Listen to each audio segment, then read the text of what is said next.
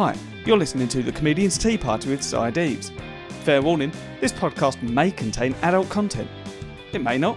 I don't know. I never really have a plan. So let's listen on and find out.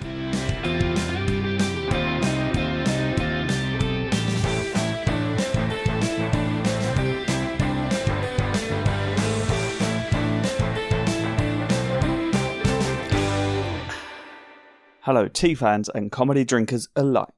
Welcome to episode 47 of the Comedian's Tea Party with Deaves. And this week I have got the very lovely Jake Pickford as my guest. I've known him for years through comedy. I think we started around a similar time. He's just a lovely bloke. He's one of the nicest guys in comedy, I think. He's just a very funny man. Absolutely bonkers, and I love it. He's worth getting to check out. It's very funny. Drink some more good and proper tea in this episode, which is very, very nice indeed.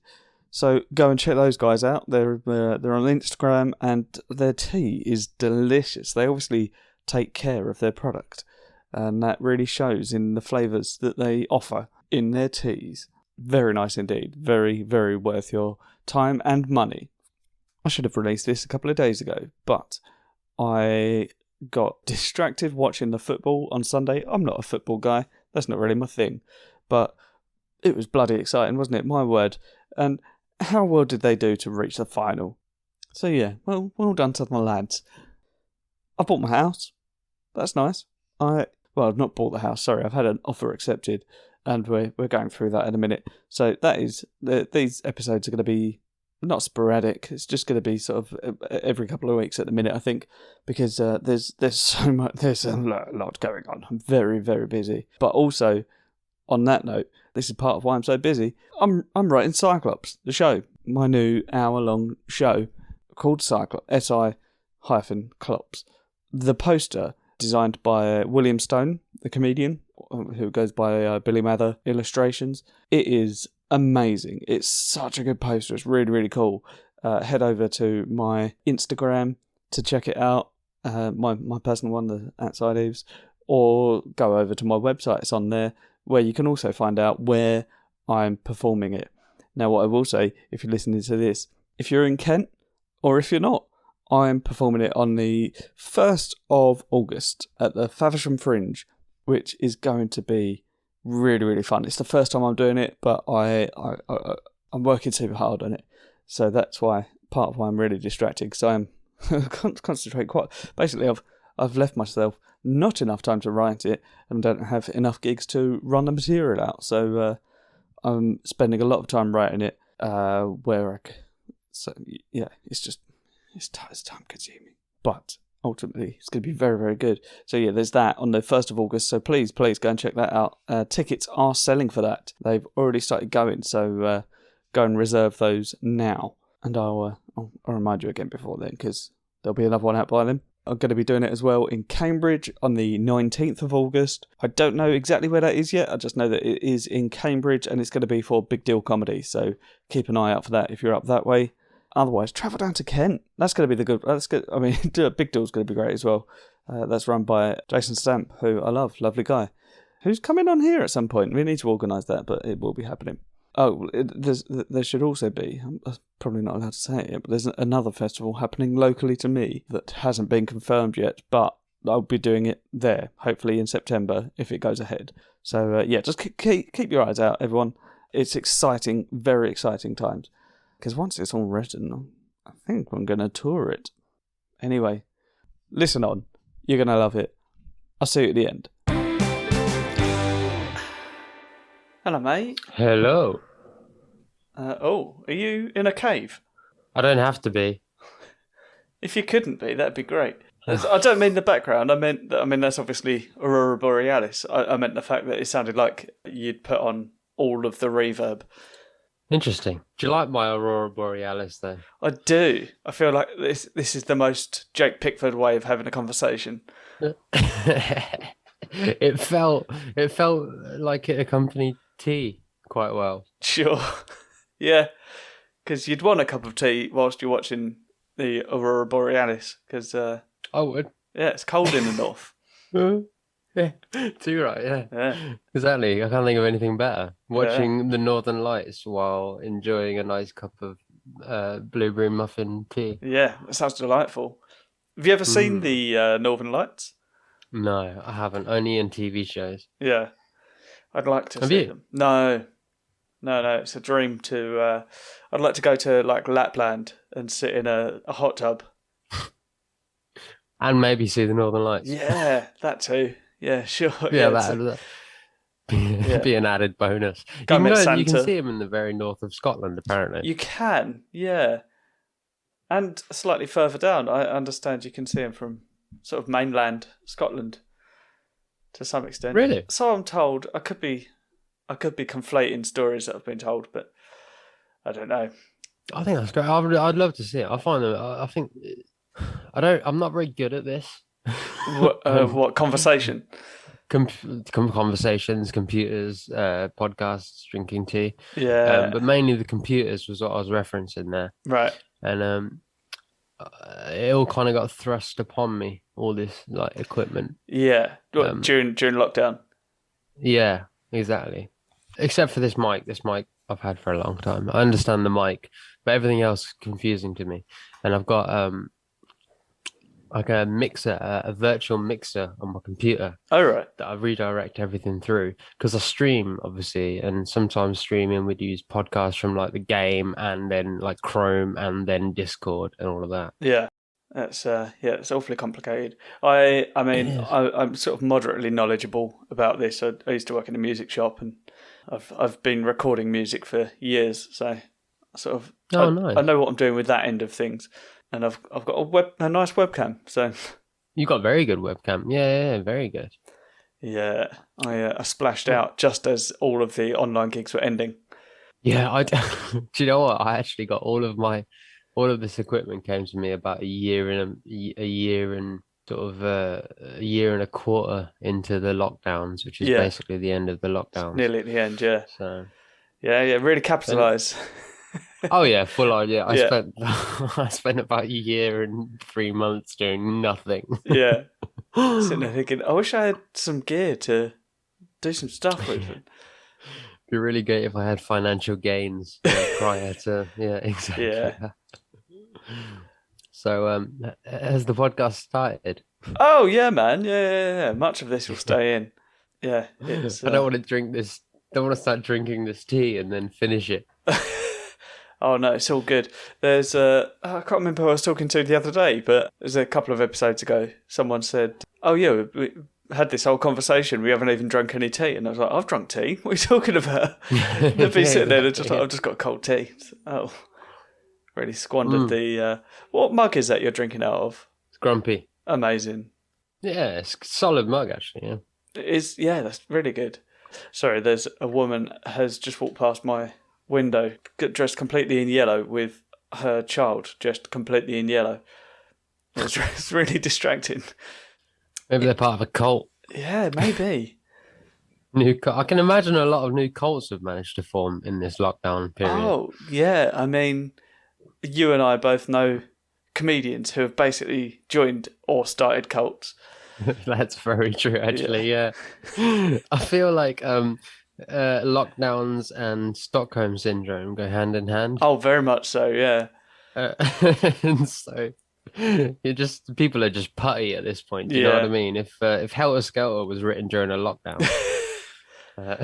The thing is, right? Charles Manson. A friend of mine, because I was making some kind of comment about anti-vaxxers or whatever a while ago, and a friend of mine commented and said that it's not necessarily that they believe in this sort of thing, but do you know? Interestingly, I was listening to this all ties in. I was listening to an episode of RHLSTP, Richard Herring's Leicester Square Theatre podcast.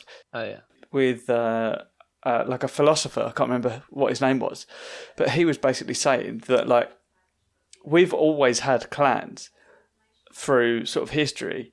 You know, we've always been sort of belonged to sort of particular families or classes, and we've always had that really sort of well-defined clan to which we belong, and we've always sort of known to fight that. And this is probably the first age, like modern age.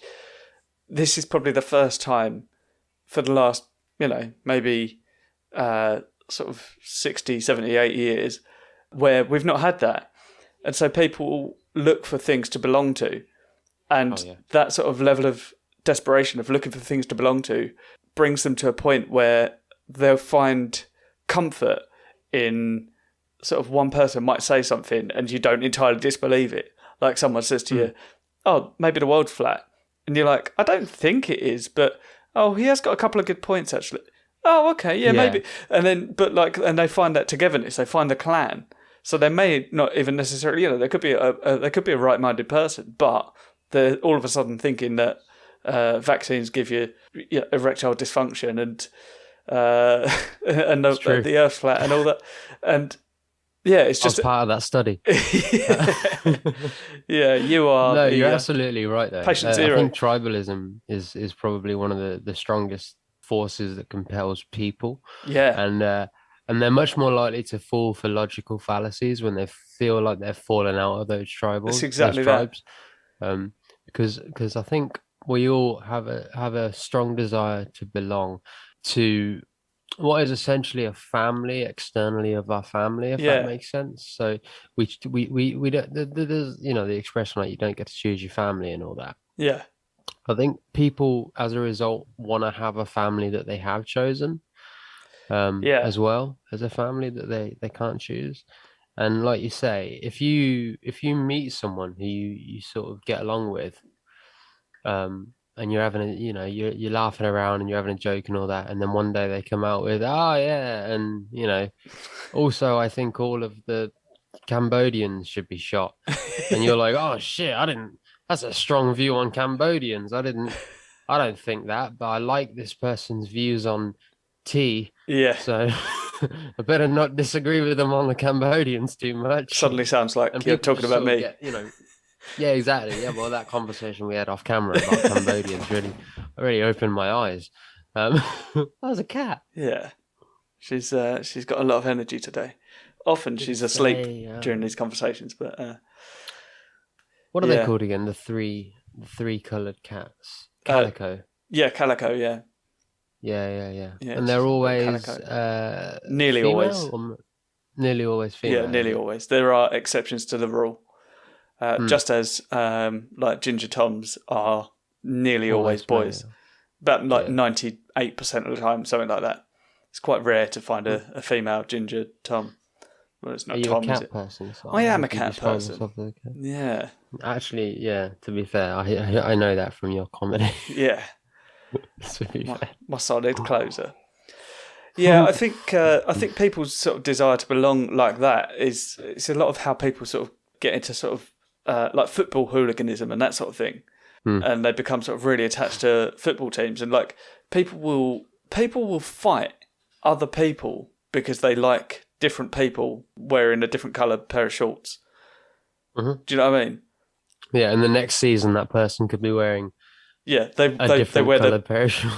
Yeah, but that's the thing, because like you'll be screaming abuse at someone, saying like, you're a piece of shit. Well, not you, but the football fans will be screaming at someone, and then the next season that person joins their team and they're going, well, they're great, aren't they? What? Like, he's all right actually. Like, he's not bad. Yeah. Like you punch your nan in the face over Rio Ferdinand, and then the next year, I don't know. I think sport is a fascinating thing to me. The level of like into sports that people get fascinates me. Yeah. Like I can't really understand a world in which people would bet their life savings on a sports game, but they do. Or like or it just like I don't know. It's like I feel like football is very much like being in an abusive relationship. Like when even the people that like football, do you know what I mean? Like the way that they describe watching it, it's like 99% of it sounds painful. Yeah. And like, horrid. Most people who like football, I see more often than not saying, "Oh, we just weren't playing very well this time." Like, we've not got the support from this guy, or not this, or whatever. You just lost a game of. It's just lost a game. It's a game. Like imagine getting Imagine getting that het up over a game of Monopoly. Do you know what I mean? Yeah, it's like that Tiddlywinks weekend was shit. Right?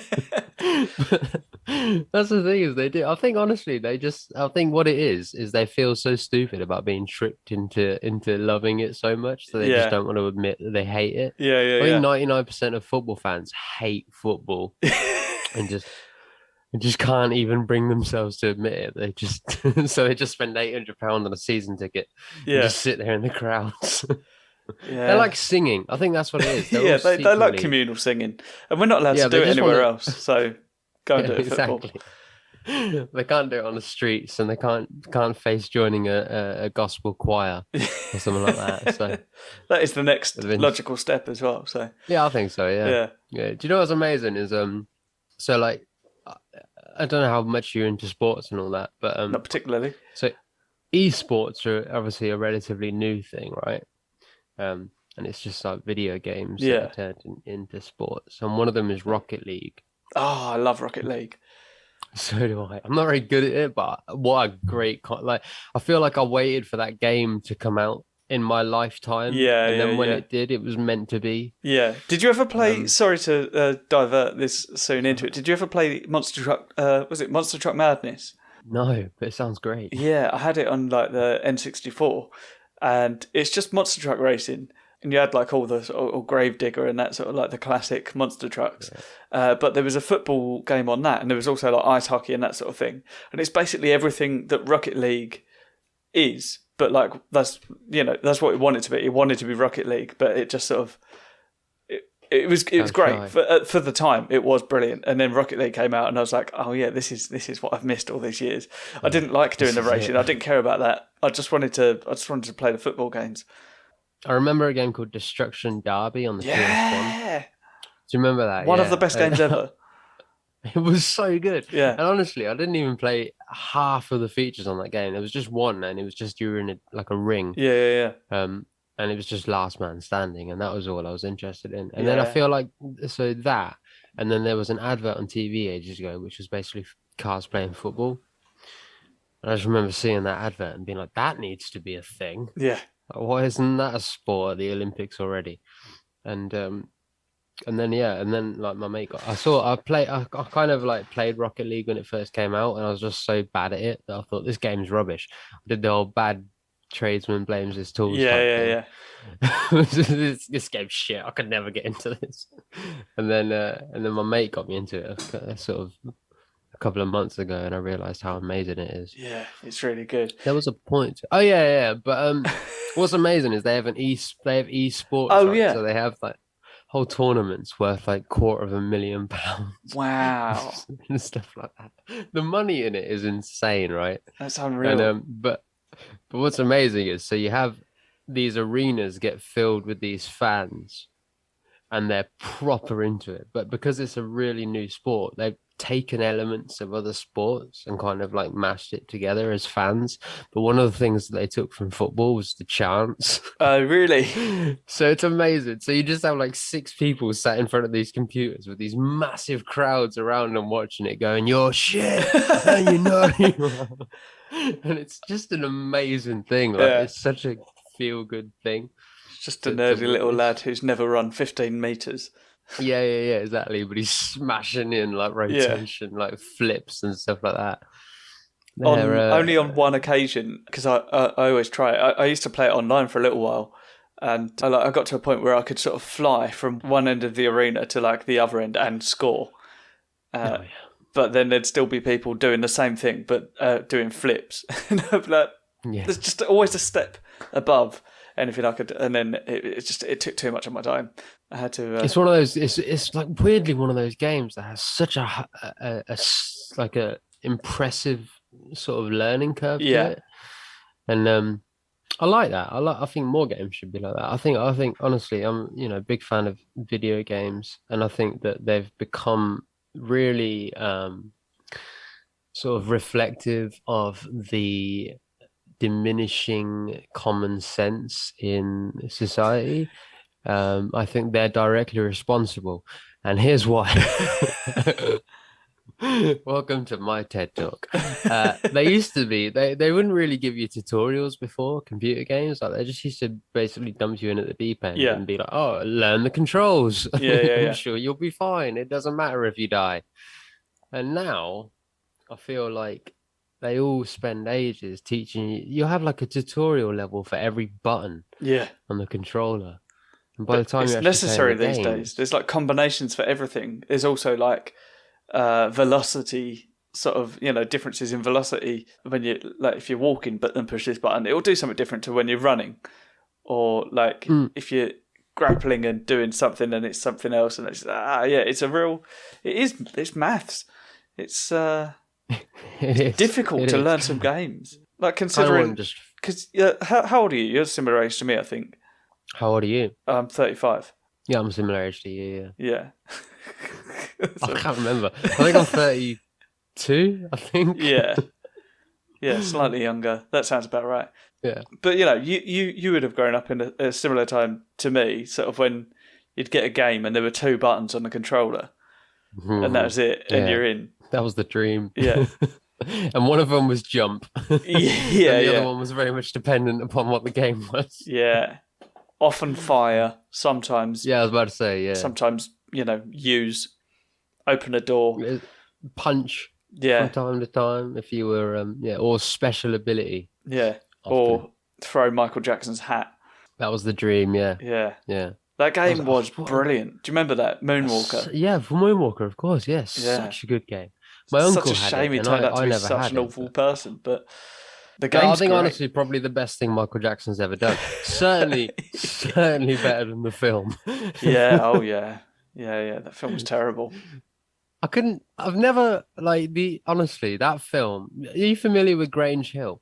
Yeah, moderately. Are you familiar with the ending to Grange Hill? What, like of the final episode, you mean? Or like the final episode of the final season of Grange Hill? So, do you want me to spoil it for you? Yeah, go on. No, I'm catching up at the minute, actually. Oh, mate, I won't ruin it then. No, so they realise that they're on a TV show. What? So it suddenly becomes a meta. It suddenly becomes the most meta thing that's ever existed. They all become aware they're on a TV show, aware that there are writers of the TV show, and that they're not in control of their destiny. What? Which, by the way, anyone watching this that isn't aware of Grange Hill, that was not on par with the rest of the theme of the show. No. Otherwise, very much a show just about people at school. Yeah, exactly. That's all it was, and from a very specific region of the north as well. It was a very specifically written show. So it's probably the most jumping a shark that any show has ever done, including Happy Days, in which he literally jumped a shark. Yeah, this. It's honestly, if you can find it on YouTube. I couldn't. I had to find it on some dodgy website to watch it, just because I had to see it because someone told me about it. But it's a thing of beauty. I'm gonna have to look that up. That's unbelievable. It's the best.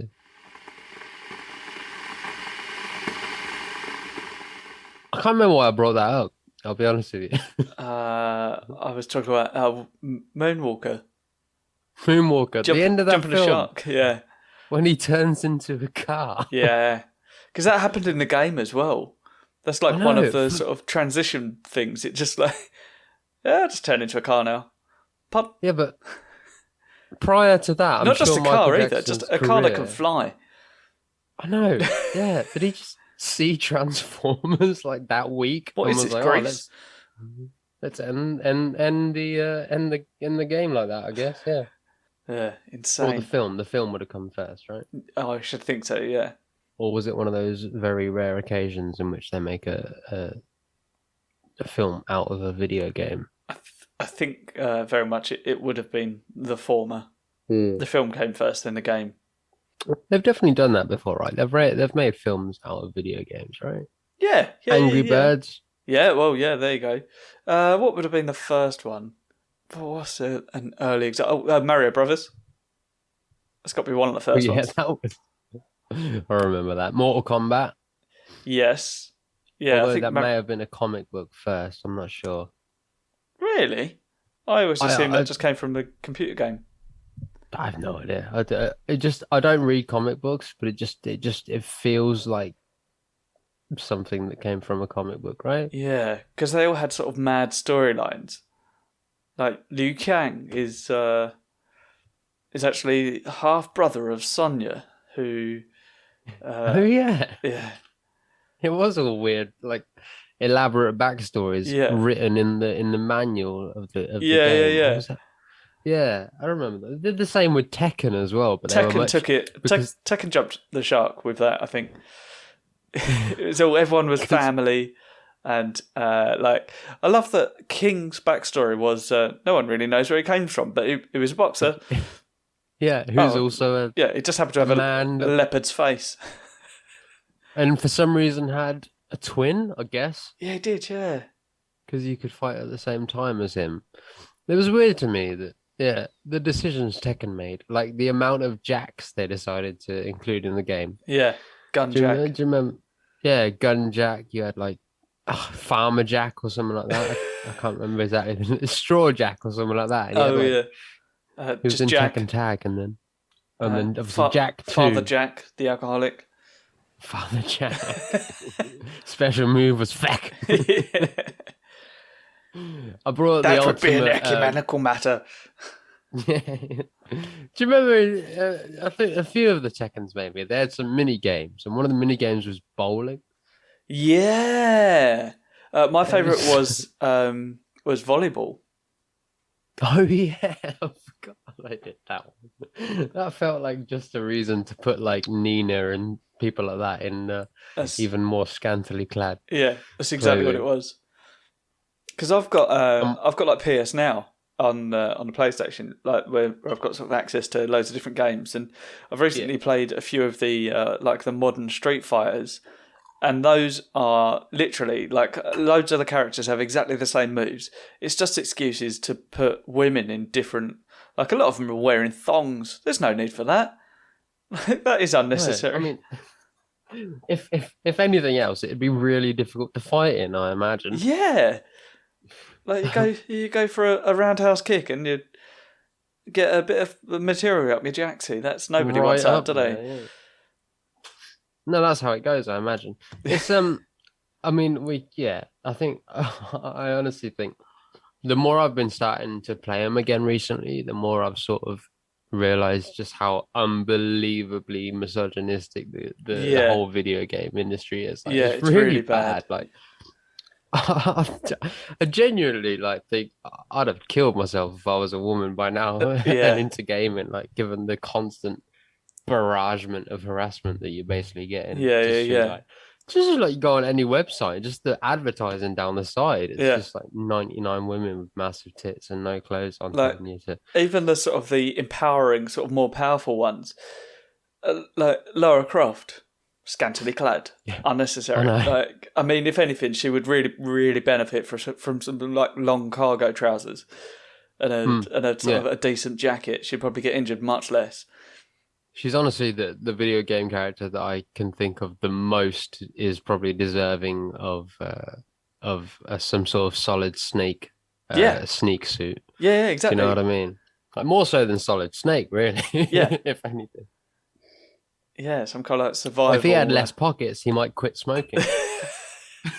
Yeah, exactly. Yeah, finally, you've got to carry ammo, so you've got to choose ammo or cigarettes. Those are the options. Yeah, exactly. So you take your enemies down with Marlboro. Yeah. And I assume you smoke Marlboro. I should think so. Marlboro Reds. Yeah, that's exactly what I was thinking. Yeah. And then, other women in computer games, you got, well, all the ones from sort of Mortal Kombat and that, they were pretty hard, but they're mostly naked.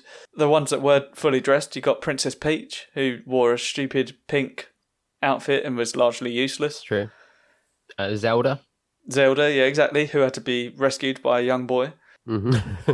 Yeah, that's a theme as well. There's a lot of rescuing of damsels in distress in video games. I love that one. Whereas what I want to see is a computer game where the man has to rescue himself from the shit that he's got himself into. Yeah. Man has to rescue himself from the societal pressures and toxic masculinity that has invaded his soul. A man has to find the strength to talk about his mental health. Yeah. Level 1, your partner has asked you to hold their handbag. Work through the mental arithmetics of why you feel uncomfortable doing it. Yeah. Level 1, you're in a bar fight. How do you diffuse the fight without getting into any violence? Yeah, exactly. Yeah. Yeah, you do not need to prove yourself. Yeah. Prove how. You have a family at home. Have some respect. Yes, just eat the crisps and avoid eye contact. You'll be fine. Yeah. Tell everyone you think they're despicable and sit outside. Yeah, exactly. Roll eyes. Tap A to roll harder. I've got this. Sorry for this jarring side note, but this my first cup of tea was Are you having more than one? Yeah. I brought an array. Oh, amazing. So I got Hugly blueberry muffin. Yeah. Fruit tea. How is that? It was honestly, the smell is divine. It smells exactly like a blueberry muffin. The taste was always a little bit weak, which is what I often find with fruit teas. Yeah.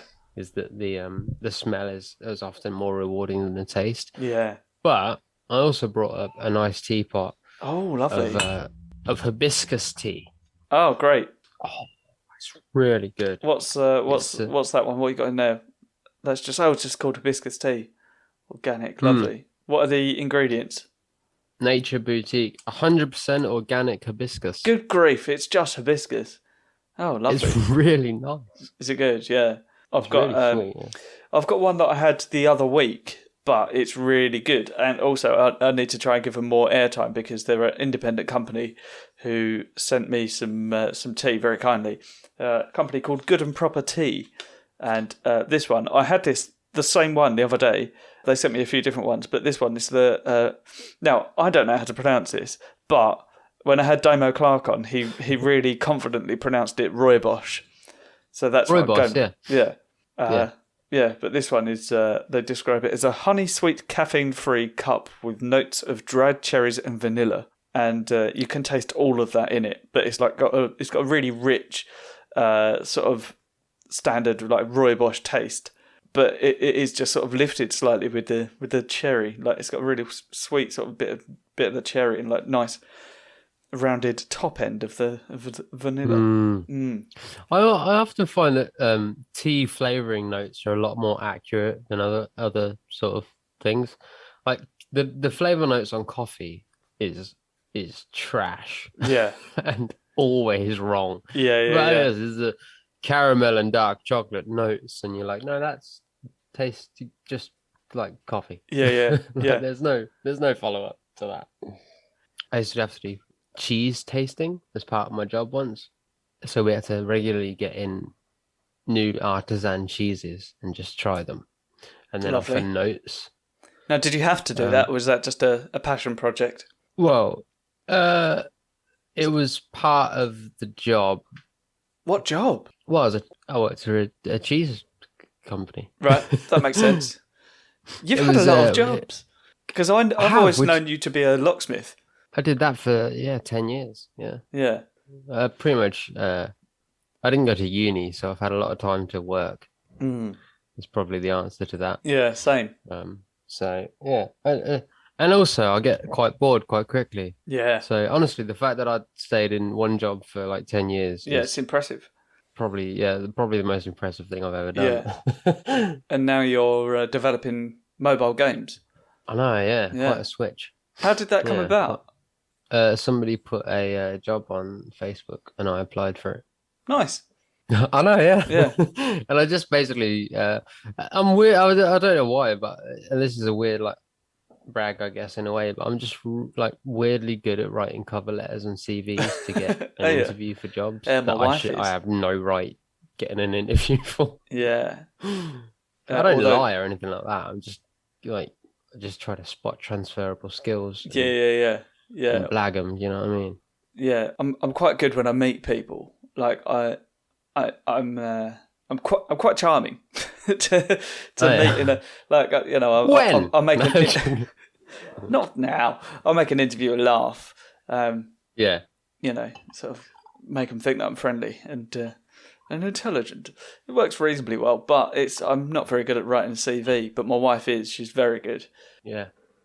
Honestly, like, I just write everything off of. I think the biggest problem that here's some advice for people out there looking for a job.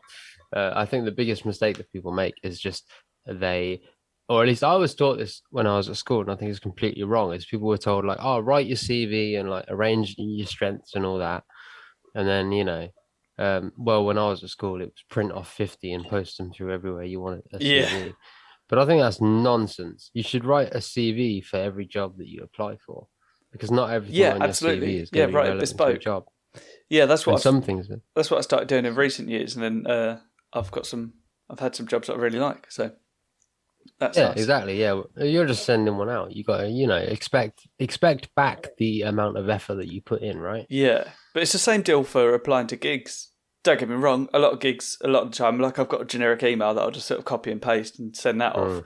But when it's like a particular gig that with particular vibe, then you want to make sure I've always described applying for gigs as being like on when you're on dating sites, because you're always trying to sort of you're picking out the things that they like, and you're like, oh yeah, here's some interesting things about me that make me think I'm similar to you, and like, oh, I really like this that you're doing, and I love those gigs. You've got great lineups, blah blah blah. I love your hair. That's a good one. I've never done that before. Yeah, I've never complimented on their parcel. I particularly enjoyed your February the 12th show. Yeah, when you had. That'd be a good idea. They love it. I'm going to try that one next time. Yeah. Speaking of, I particularly love the lineup that you had last week on your gig. Yes. So my gig was lovely last week. Yeah, how was that? Is that the first one back? Yeah, first one back in 7 months. Yeah.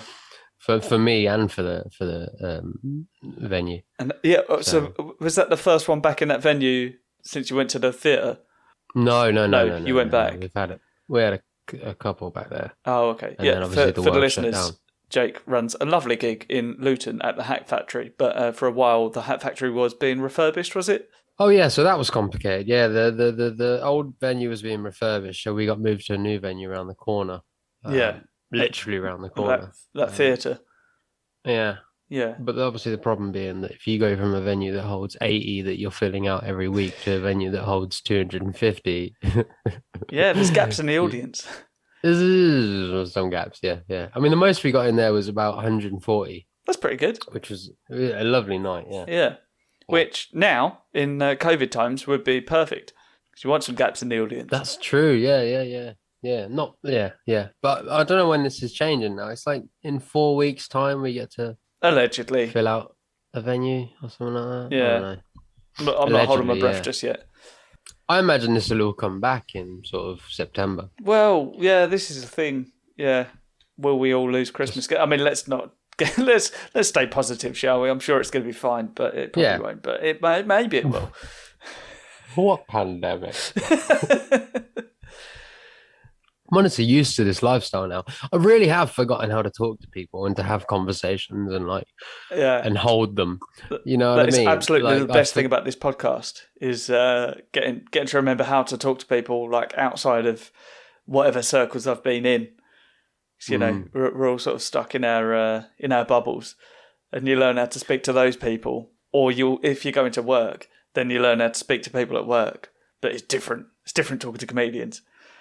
I find that's the easiest bit. I've honestly found that standing up, in the back room of a gig or whatever, pretty easy to get back into a flow chatting to comedians. Yeah, because you don't have to be normal. No. Do you know what I mean? Yeah, like, there's no like I was at a wedding yesterday or a wedding reception afterwards, and just trying to like talk to people. I'm like, what do you say after like, how are you? Like, where does the conversation go after this? So what have you been up to for the last 10 years since I last saw you? Do you know what I mean? But people are like, even the how are you? I'm like, well, you're like, I don't know, for the last year and a half, all right, I guess. That's a big question, isn't it? Like, in this moment in time, fine. But that's the thing as well. That's how I choose it. It's a face value now. That's what it is. It's just, I'm all right. Yeah. Given everything I've been through. that's the thing as well. You got to judge that question on how much sort of you got to vibe whether or not they actually want to know. Like, 'cause if you get on with them really well and they're saying how are you, they're actually asking how are you. If it's someone that you've spoken to like twice in the past 10 years, then how are you is very much, oh, I recognise you. Yeah. It's like in place of hello almost. Yeah. I just want to seem slightly politer than the bare minimum. Yeah. So I'll ask how you are, and then they're basically already walking away. That's how you can judge if they care or not. Hello, mate. How are you? See you later. Bye. How are you? I'm all right. Thank you. Please come back. I've missed talking to people. That's probably the mistake I'm making. I keep on going up to strangers and just telling them I miss them. Yeah. You know? Yeah, strangers in the the street. concept. They don't like it. They don't. I'm all for not touching, but I am all for pouring out my emotions at strangers. Yeah, absolutely. I, on the other hand, I will hug anybody, but I don't want to talk to them. Yeah, you're just hugging them. They go to be like, "Get off me!" You're like, "Shh, don't ruin it." We're in this. Magical moment.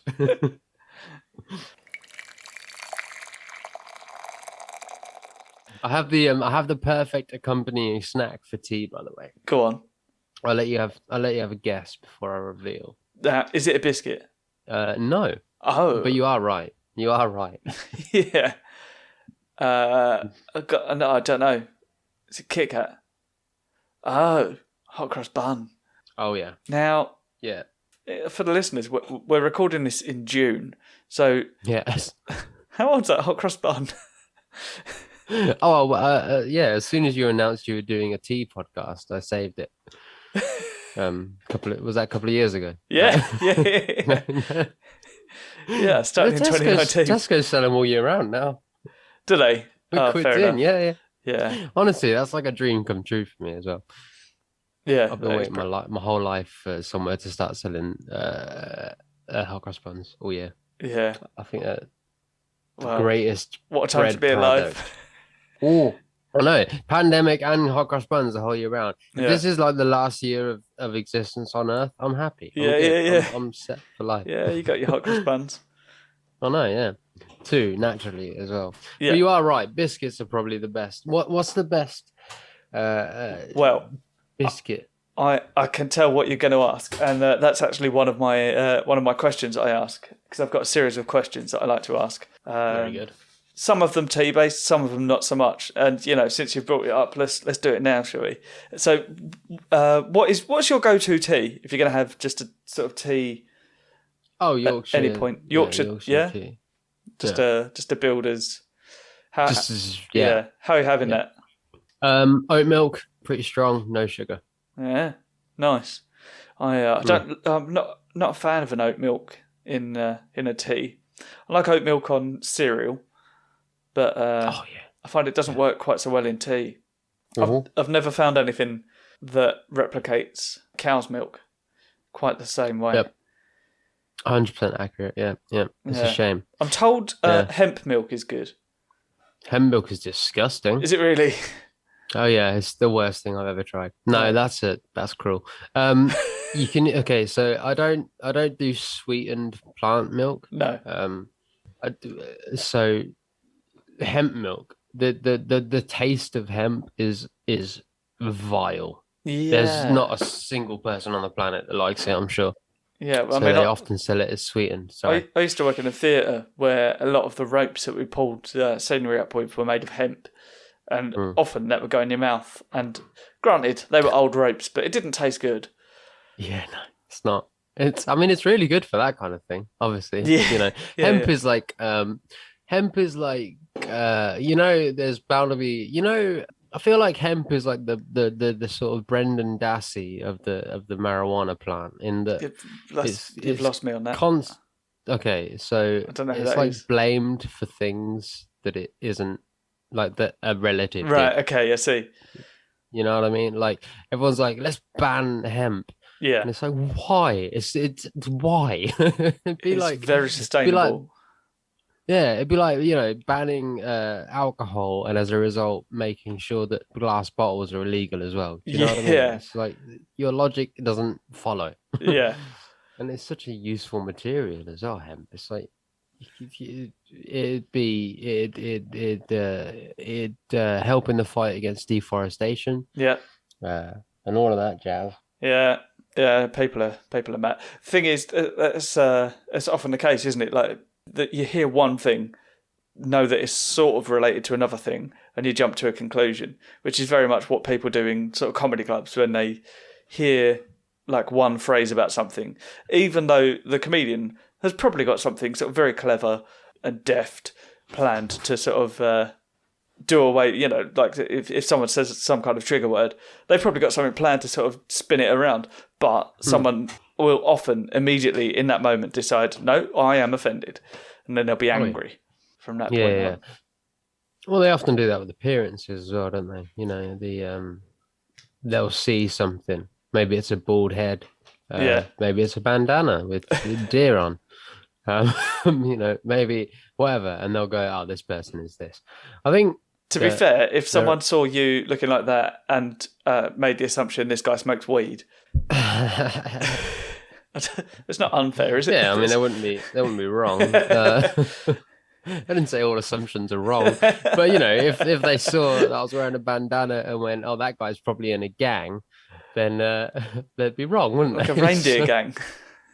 Yeah, exactly. Yeah, this is my happiest bandana that I have. Yeah. A good jolly summertime one. It's really good. I'm wearing it with my happiest jumper I've got. Oh, that's really good as well. Nice. Yeah. I like it. Yeah. It says I don't care if people like me. I care if bunnies like me. Nice, that's fair enough. It's true. I'd never really thought about it prior to this this jumper, but have you right. I don't care. Have you still got your bunny?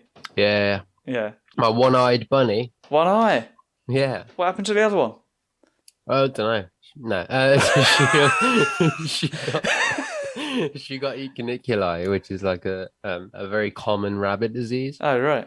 And it's usually hereditary, so we imagine that her parents had it. Oh, okay. And it basically means there's an abscess forms behind the eye, and then it fills up with pus, and so they have to go in and I don't know. Crumbs. They get it drained if they can, and if not, they get it removed. Jesus. And now she's got it removed. It's quite funny actually, because that happened like relatively close to when we first got her. Oh, okay. Which felt like a bit of a shitter because we adopted a two-eyed bunny. No, obviously I don't care about her losing an eye. I just wanted her to be safe. But it's been a while now. But we had to take her to the vets the other day for an unrelated thing. And the vet said, this rabbit's got one eye. I completely forgot.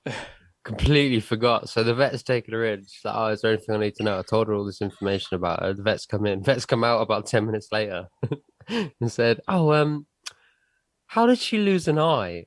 And I had to fight every fiber of my being to not be like, "She's lost an eye." But I basically did that anyway. I was like, "Oh yeah, she's lost an eye." That's funny. She gets somewhere. She's obviously very skittish now and all that. Yeah. But, she's also a dwarf bunny, so she's really tiny compared to other rabbits. Yeah.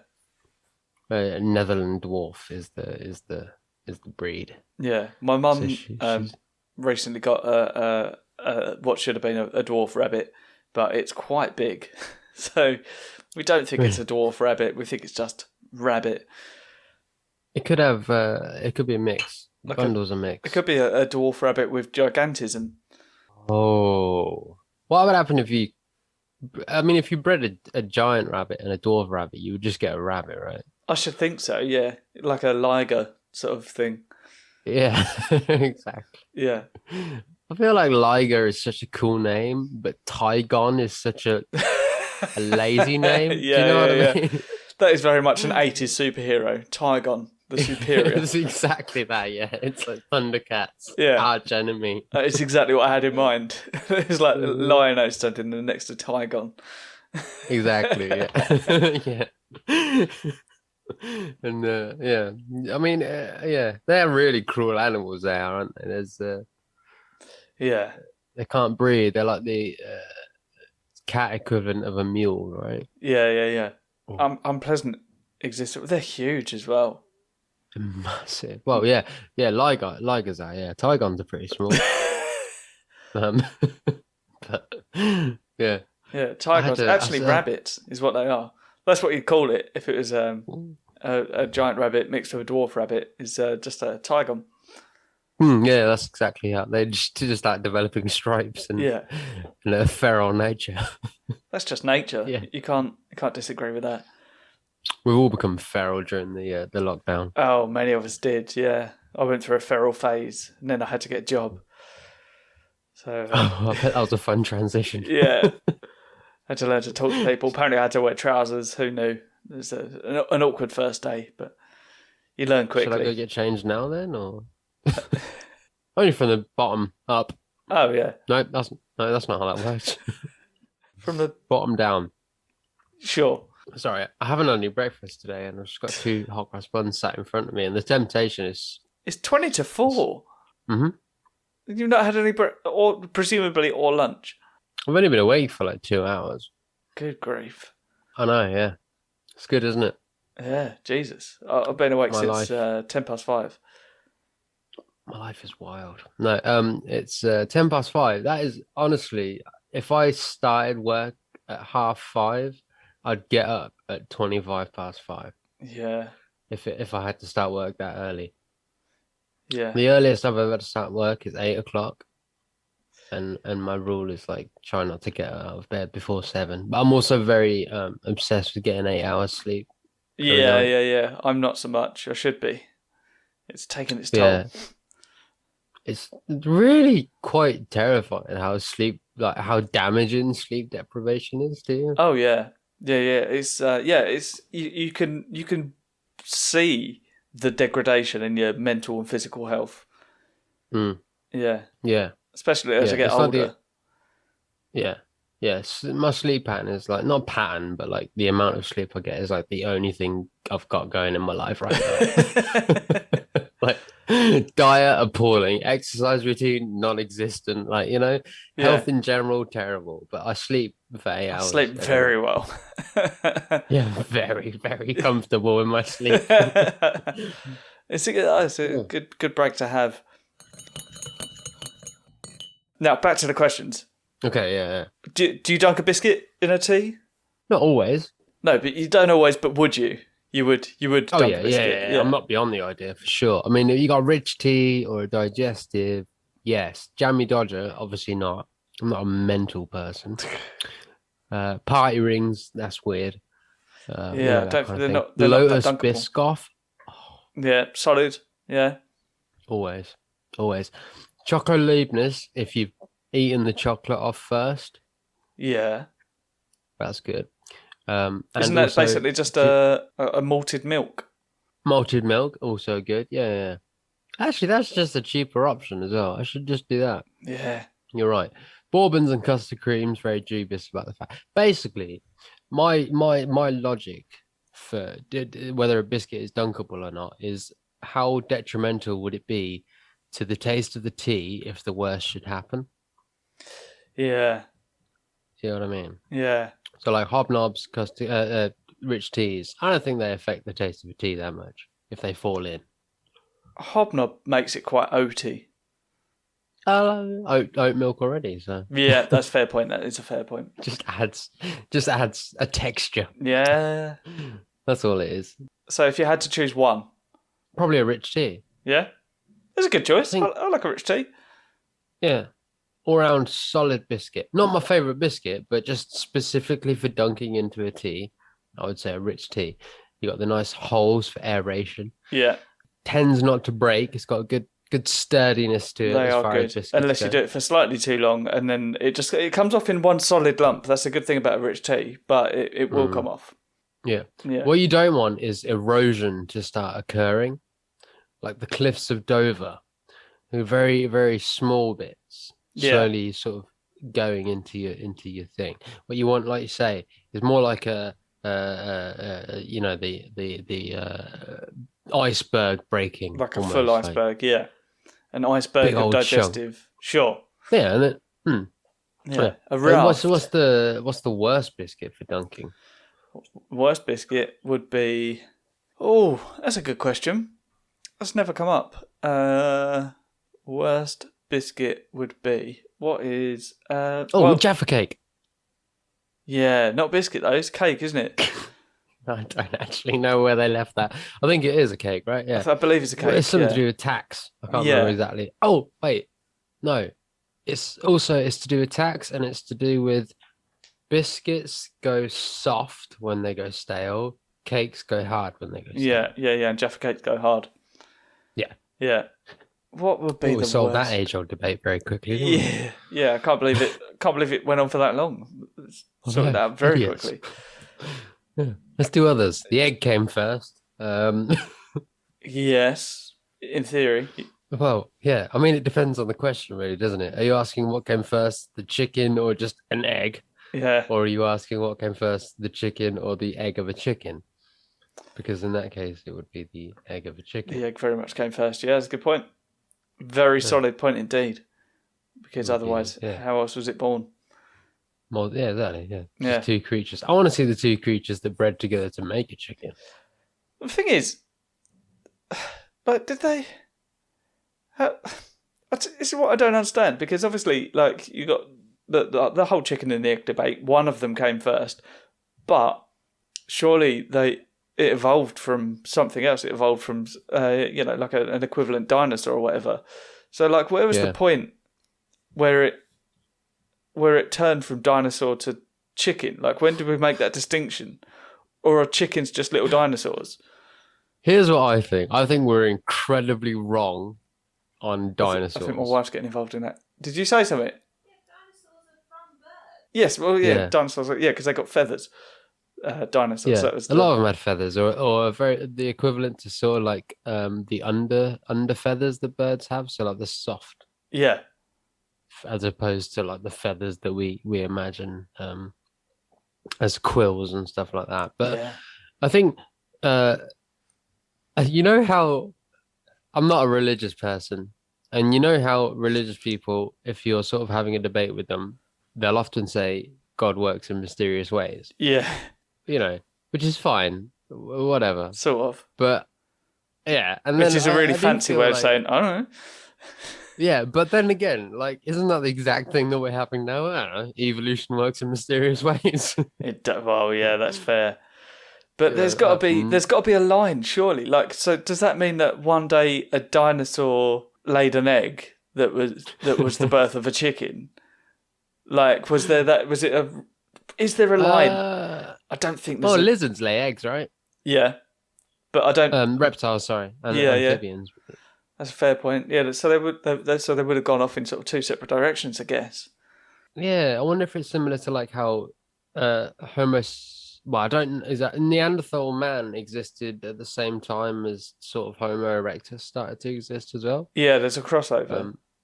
And like one died off because it hadn't received the evolutionary benefits that the other one did. Yeah. So do you think there's a crossover between chickens and dinosaurs? I think that's what we're getting I think that's what we've landed on. Were they giant chickens as well? Because everything was massive back then. Well, you say that. There were a lot of tiny little dinosaurs. Yeah, but is that tiny?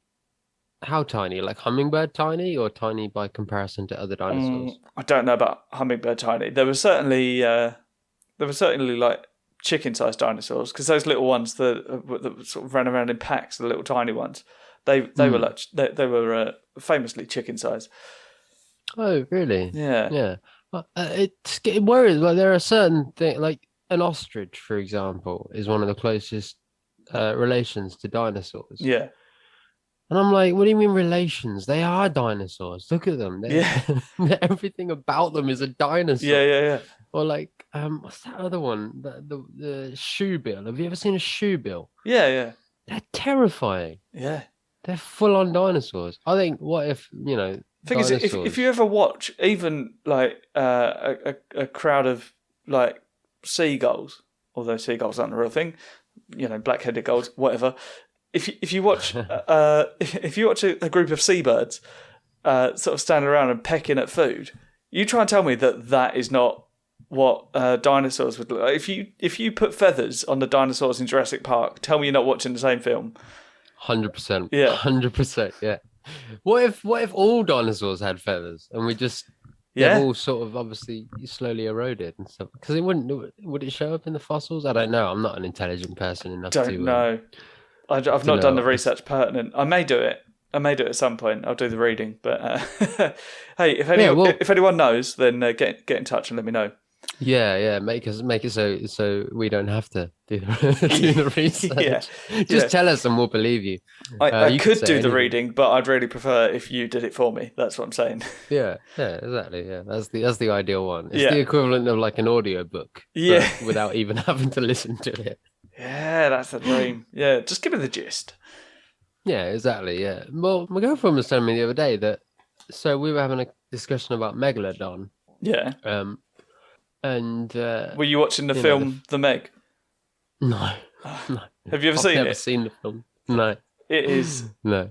brilliant. It's atrocious. It's amazing. It's so funny. Is it? Yeah, it had like a really quite all-star cast, given Yeah. how much of a Z-list film it was, right? Jason Statham, Ruby Rose. Who else? More. There were loads. Yeah, there was a lot of really incredible actors in it. Yeah. Was it very self-aware as far as trash films go? I don't think it took itself too seriously, Okay. but there weren't any sort of meta jokes or anything. But it was like, yeah, I think it was aware of what it was. I would say. Good. Yeah. It's aware as being very silly. Yeah. But we were talking about the fact that the megalodon used to eat blue whales, allegedly. Did it? And blue whales, as a result, used to be a lot smaller, Really? right? And a lot more agile, so Oh. that they could escape having a predator. Yeah. But now, obviously, they don't have a predator anymore. So they evolved to be a lot bigger. Is that so?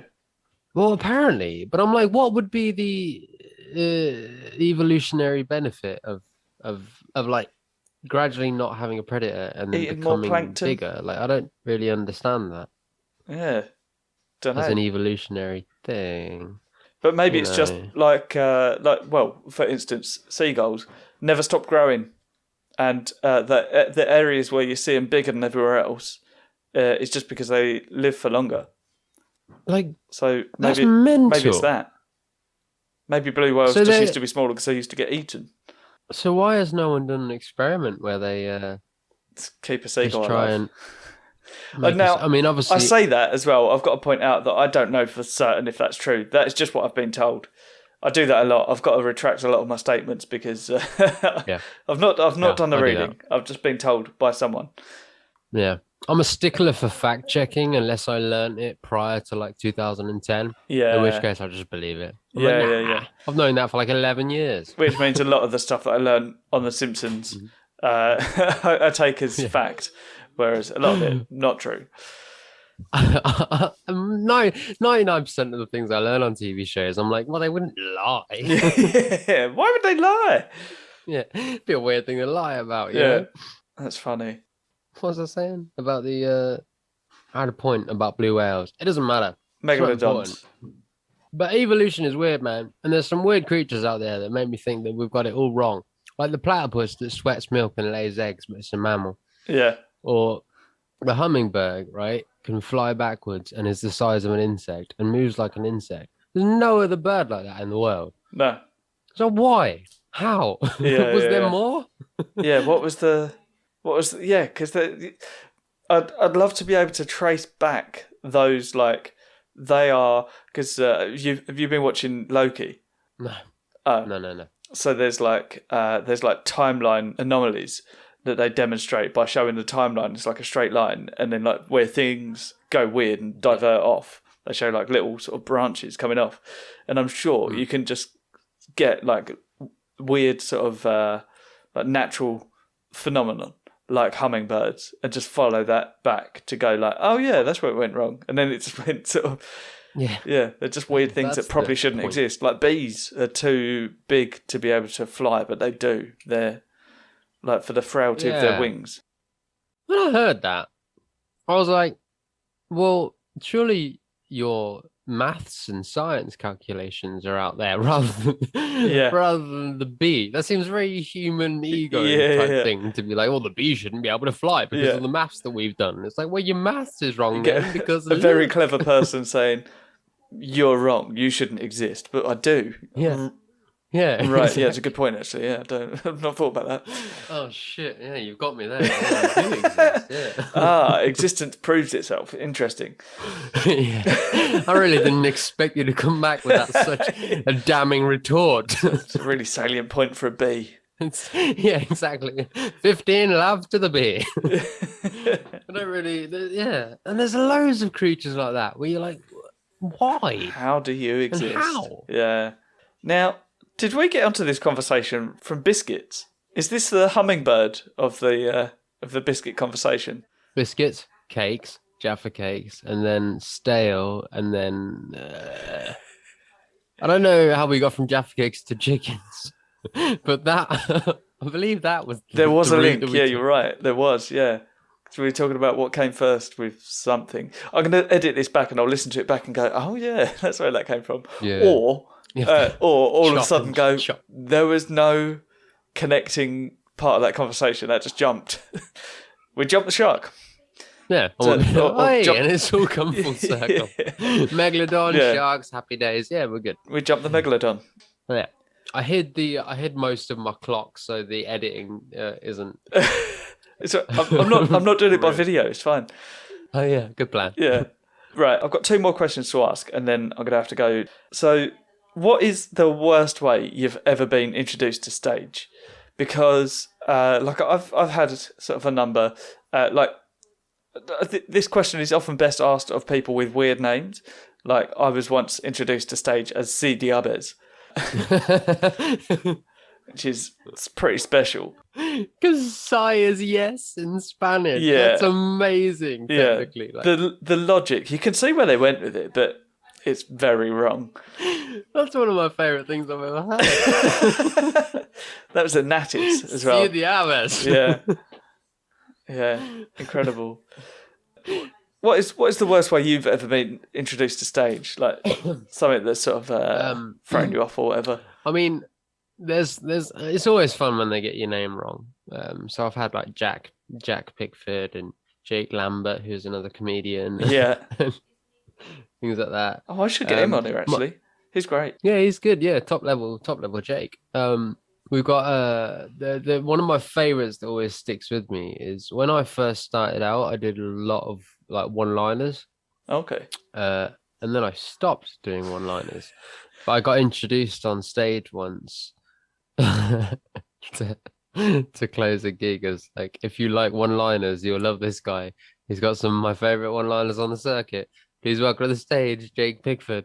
And then I came out and didn't do a single one-liner for the 15 minutes I was on stage. Oh, that's funny. But it's just a weird thing where I'm like, do I address this? Like, or do I just do it? Or because it's weird if you go on stage, you're introduced like that, and you're like, oh, I won't be doing any of those things I presumably got booked for the gig to do. I'd sent a video and everything like that. The video had no one-liners in it or anything like that. Oh, really? I feel I'm very much not to blame for it. That's funny. Yeah, I've been introduced before where people have said like, oh, he does loads of stuff about the English language. And I'm like, not today. Yeah, exactly. It's really annoying as well. Yeah. It's like, you're like, I've been introduced before. It's like, oh, some guy was like, oh, this guy's got really dark material. Like, it's the reason he won't be on TV, but you'll be lucky to see him today or something like that. And I'm like, what are you on about? Who do you think I remembered am? that It just so happened that the last gig that person had seen me at, I did some like slightly darker material. Oh, how odd. I know, but I wouldn't describe myself as dark at all. No. Like, Much of it is nonsensical and it's great. very nonsensical, yeah. It's real beautiful flights of fancy. Maybe I should combine the two. Maybe I should try and sort of get like Edgar Allan Poe style comedy.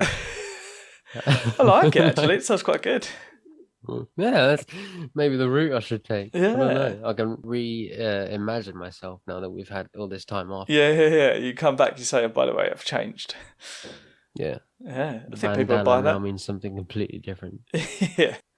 Right, I've got one more question, and then I really do need to go to the toilet.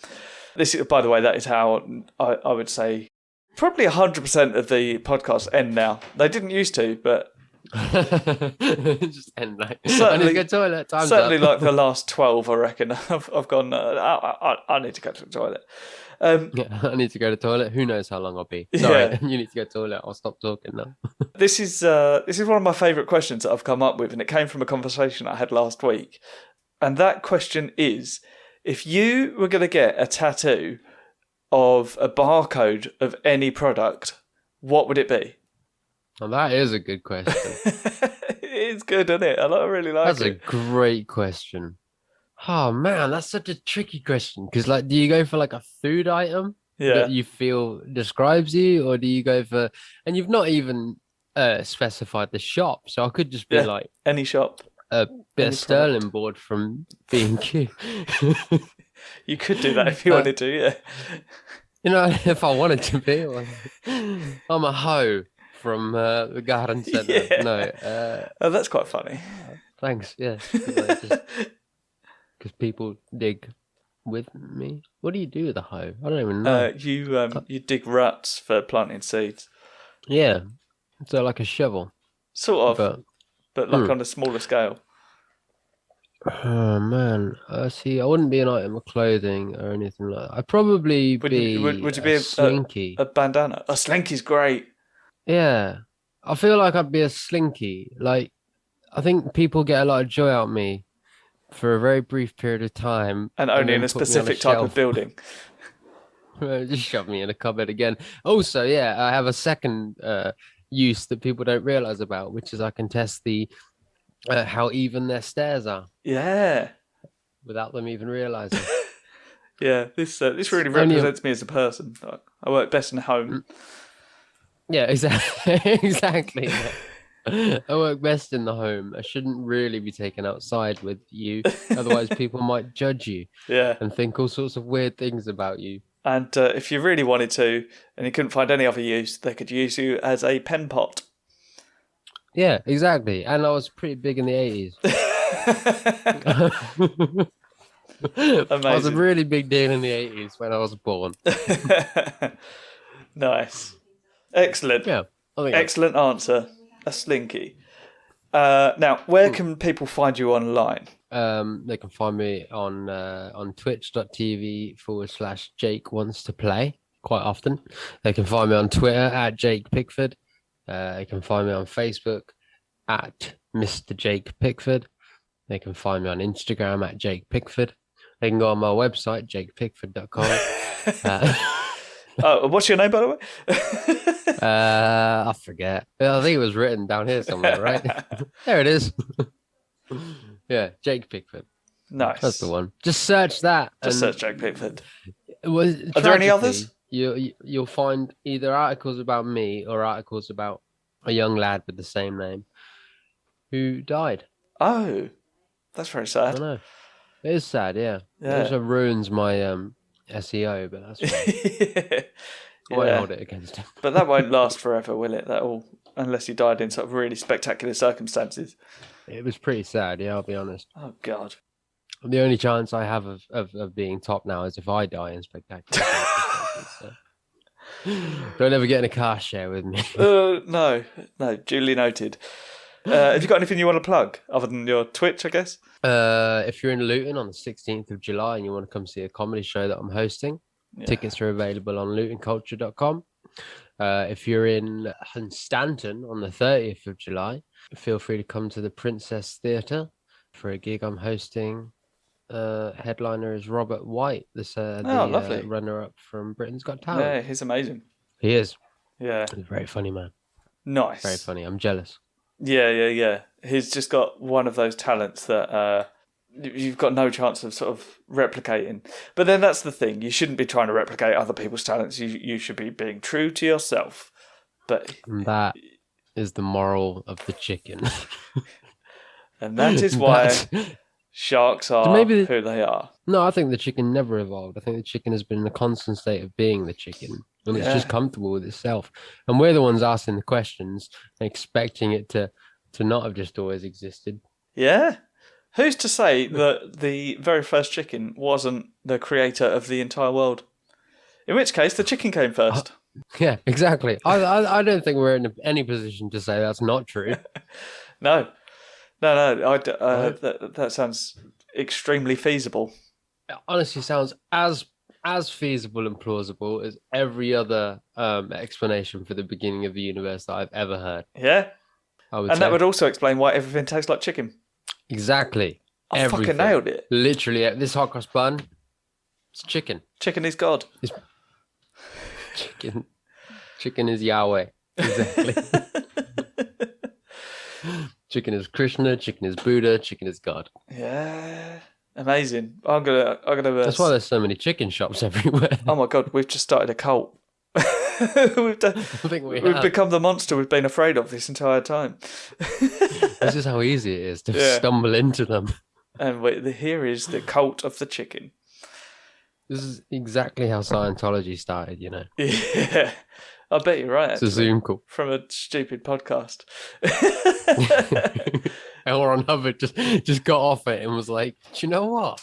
Yeah, some really good ideas in that podcast." Next thing you know, he's writing Dianetics. Yeah.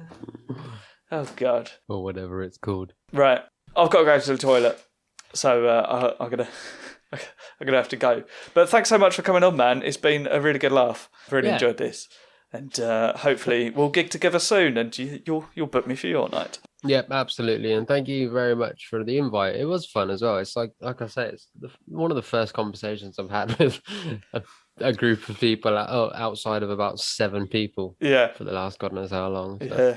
Yeah, it's good. Yeah. It's good to talk. Enjoy your toilet time. I will. And enjoy your hot cross buns. I will. Cheers, man. See you later. Bye-bye. Bye. So that was Jake Pickford. Very, very fun indeed. Really, really love that episode. Yeah, it just filled me with a lot of joy, both recording that and editing it back. So yeah, it's just lovely. Don't forget to go and check Jake out. He's on Twitch at twitch.tv/Jake wants to play. On Instagram at Jake Pickford, Twitter at Jake Pickford, Facebook at Mr. Jake Pickford. He's got jakepickford.com. He's got all of the channels. I'm sure there's more as well. So just Google Jake Pickford, you'll find him. And for me, go and obviously like all the podcast stuff and share that around and tell your friends and write lovely reviews. And I always appreciate that. And a few of you have been getting in touch and just sort of saying that you've been enjoying the podcast. And I really love that. That's it's lovely to hear from you. So thank you very much for listening. And especially thank you for telling me how much you've been enjoying it, because that makes it all worthwhile. If you can, go and donate to ko-fi.com/Si-Deaves, because that all goes towards the podcast and running costs and that sort of thing. Don't feel pressured if you don't have the money. But if you do, if you've got find yourself a little bit too much money, you think, oh, I don't know what to do with this, give it to me. And I will just give you one more reminder. 1st of August at Faversham Fringe for Si-Clops, the very first rendition, and then there's what will probably be the second on the 19th of August for Big Deal Comedy in Cambridge, and then sometime in September locally. There's definitely going to be a lot more nearby, so just keep your eyes out and you'll get to see those soon. Thanks so much for listening, guys. I'll see you in a couple of weeks with the next episode. I love you. Drink tea. Be good. Goodbye.